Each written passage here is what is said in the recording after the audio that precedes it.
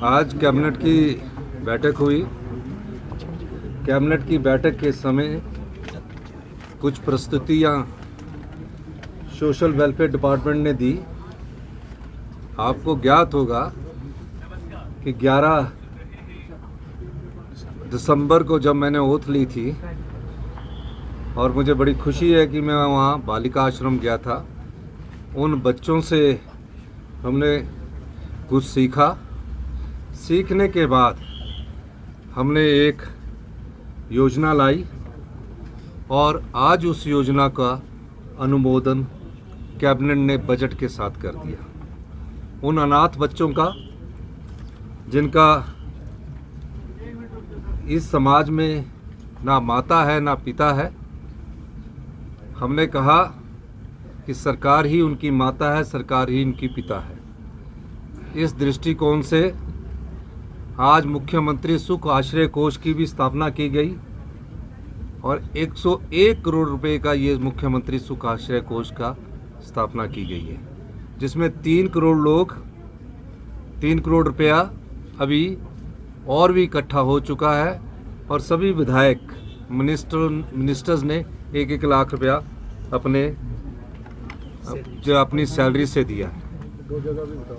और 2 जगह हिमाचल प्रदेश में इंटीग्रेटेड इनके लिए हमारा जहाँ स्थान है, जहाँ बच्चे रहेंगे, बूढ़े रहेंगे, कॉम्प्लेक्स बन रहा है, वो सुंदरनगर में और कांगड़ा के ज्वालामुखी में बन रहा है।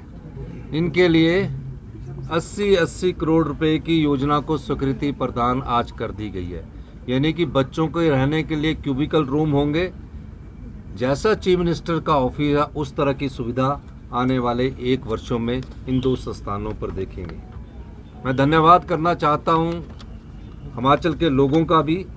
कल एक बच्चा आया हमारे पास, कहा कि मैं भी उनकी सहायता करना चाहता हूं और उसने अपनी गुल्लक से तोड़कर 11,000 रुपये का चेक हमें दिया।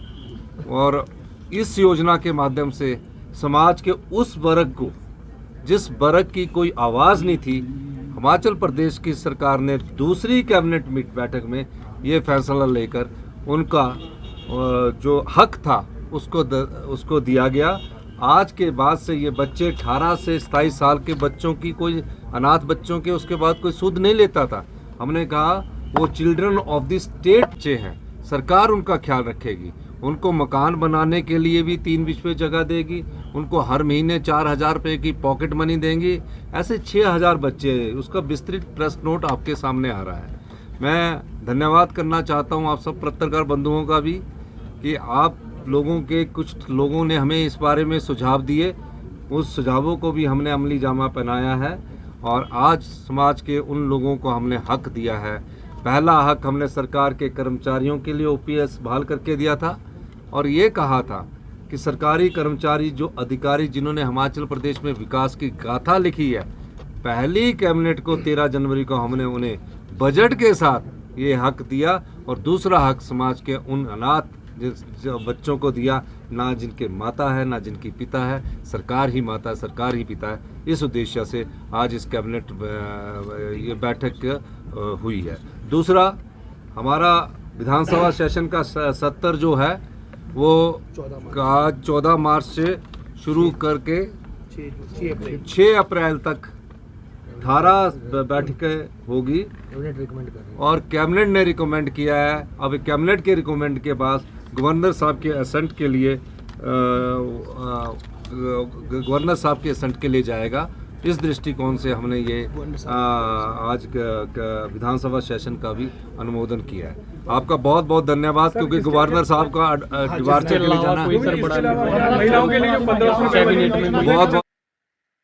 तो यह बयान तो था माननीय मुख्यमंत्री सुखविंदर सिंह सुक्खू जी का, लेकिन इस बयान के साथ आज जो हजारों लोग इस कैबिनेट को बड़ी आशा भरी नजरों से देख रहे थे, निश्चित तौर पे आज वो निराश हुए होंगे। क्योंकि जब से सुख की सरकार बनी है तब से लोगों की आशाएं तो बड़ी है, लेकिन उनकी आशाएं अभी तक पूरी होती नजर नहीं आ रही।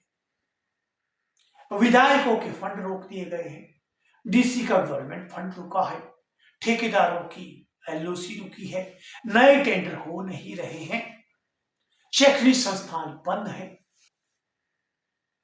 रोजगार की कोई बात हो नहीं रही है, चयन बोर्ड जो निलंबित है वो भी शुरू नहीं हुआ है। ये कई सवाल है जिनका जवाब आम जनता के साथ साथ मेरे जैसे लोग भी बार बार उठाते रहेंगे, क्योंकि सुख की सरकार है तो सुख की आस तो मेरे साथ सभी लोगों को है, और जब तक आस है इस सरकार से तब तक लोगों की नजरें भी रहेंगी। लेकिन आज जो ये कैबिनेट थी उसमें कोई बड़ा फैसला नहीं हो पाया है, मात्र 2 मुद्दों पे बात हुई, एक बजट पे और उसके साथ सुखाश्रम पे चर्चा हुई कि किस तरह से इसे लागू किया जाएगा।